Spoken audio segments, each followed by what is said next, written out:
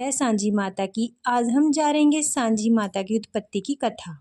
एक दिन की बात है, पार्वती माँ हिमाचल की पुत्री के रूप में की गई तपस्या पूर्ण हो गई।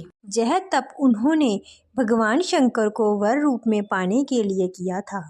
सप्तऋषि प्रसन्न होकर उन्हें वरदान देते हैं। सांझी के रूप में पूजे जाने की बात कही। एक लोक कथा के अनुसार सांझी को एक जुलाहे की बेटी माना जाता है। विवाह के उपरांत उसके पति ने उसे लड़का होने के बाद घर से निकाल दिया। वह रात दिन एक करके बहुत मेहनत करती, सूत काट कर खद्दर बुनकर उन्हें बेचकर अपना और अपने बेटे को पालती। अवसर मिलते ही कुंवारी लड़कियों को उनके पास जो ज्ञान था उसके बारे में बताती, जो विद्वानों से उसने सीखा था। मगर यह पुण्य कार्य भी उसके ससुराल वालों को अच्छा नहीं लगा।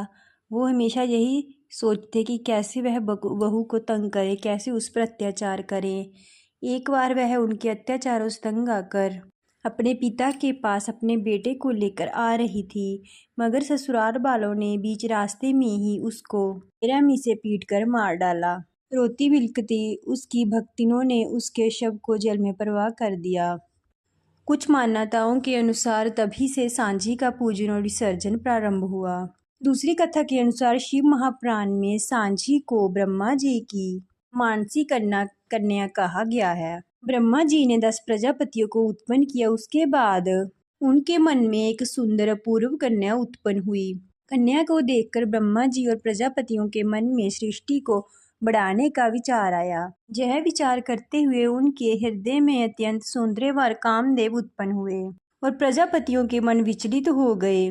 कामदेव जी ने ब्रह्मा को प्रणाम करके कहा कि मुझे किसी ऐसे कार्य में लगाएं जिससे मैं पुरुषों को प्रिय हो जाऊं। ब्रह्मा जी ने उसे अपने सम्मोहक रूप से स्त्रियों को सम्मोहित करते हुए सनातनी सृष्टि करने का निर्देश दिया। प्रजापतियों ने कहा कि तुमने अपने सम्मोहन से पहले ही हमारा और ब्रह्मा जी का चित्त मथ दिया है, इसीलिए तुम्हारा नाम मनमथ होगा। यह सुंदर कन्या संध्या के समय ध्यान करते हुए ब्रह्मा जी के मन में उत्पन्न हुई और संसार में संध्या के नाम से जानी गई। कामदेव ने ब्रह्मा जी और अन्य प्रजापतियों पर अपने सम्मोहन की जांच की, जिसमें ब्रह्मा जी सभी प्रजापतियों सहित संध्या की इच्छा करने लगे। धर्म के आवाहन पर शिव ने प्रकट होकर सभी को धिक्कारा और काम प्रसंग से संध्या को भी बहुत ग्लानि हुई। उन्होंने कहा कि मुझे देखकर मेरे पिता और भाई काम के वशीभूत हुए हैं। मैं तपस्या कर संसार में मर्यादा कायम करूंगी। संध्या ने मौन तप कर भगवान शंकर को प्रसन्न किया और संध्या ने कहा, जब भगवान प्रकट हो गए कि यदि मेरे पाप नष्ट हो गए हैं, यदि मैं योग्य हूँ तो मुझे कृपया 3 वरदान दीजिए। इस संसार में कोई भी प्राणी जन्म से ही काम भाव से युक्त ना हो। मेरे इस सदृश संसार में विख्यात व्रत वाली कोई दूसरी ना हो और मेरा पति महाकामी ना हो के मित्रवत हो। उनके सिवा मुझे जो भी कोई काम भाव से देखे वो पुरुषार्थहीन हो जाए।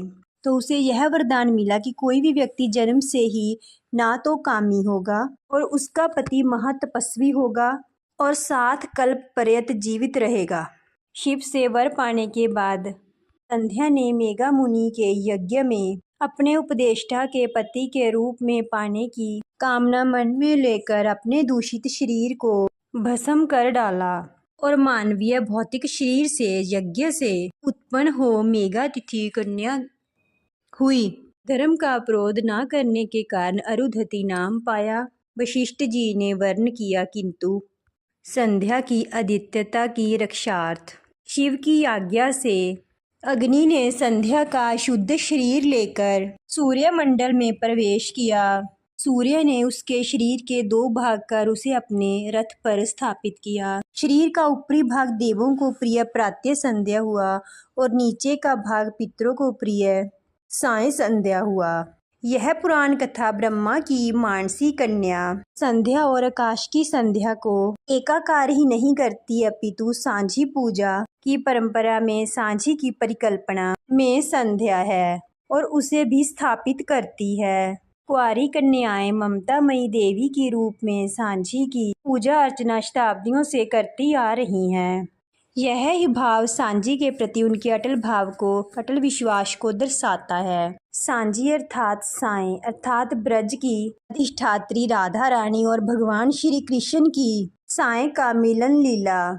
सांझी ब्रज मंडल के हर घर के आंगन में ब्रजवासी राधा रानी के स्वागत के लिए सजाते हैं।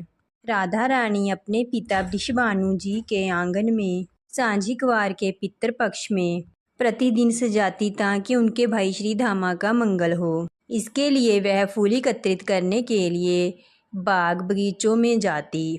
इस बहाने प्रिय प्रीतम अर्थात राधा कृष्ण का मिलन हो जाता। उसी मर्यादा को जीवित रखते हुए आज भी ब्रज की अविवाहित कन्याएं पितृ पक्ष में अपने घरों में सांझियां गोबर की सजाती हैं। इसमें राधा कृष्ण की लीलाओं का चित्रण अनेक संप्रदाय के ग्रंथों में मिलता है। ताज और राधा रानी उनकी सांझी को निहारने के लिए जरूर आएं। राधा जी के श्रीधाम बरसाना और वृंदावन में आज भी यह परंपरा प्रचलित है। शुरू में पुष्प और सूखे रंगों से सांझी को सजाया जाता है, लेकिन समय के साथ सांझी सिर्फ सांकेतिक रह गई। अविवाहित कन्याएं सांझी की 15 दिन पूजा करती हैं, इस विश्वास के साथ कि उन्हें एक अच्छा वर मिलेगा और जीवन भर वह खुश रहेंगी। इसी की आस से वो सांझी को विदा भी कर देती हैं। अगर श्रद्धा से सांझी की पूजा की जाए तो धनहीन को धन मिलता है, पुत्रहीन को पुत्र की प्राप्ति होती है, कुंवारी कन्याओं को मनवांछित फल मिलता है। अगर आपको यह जानकारी अच्छी लगी तो प्लीज़ वीडियो को लाइक शेयर कमेंट करना ना भूलें। साथ में चैनल को सब्सक्राइब भी कर दें।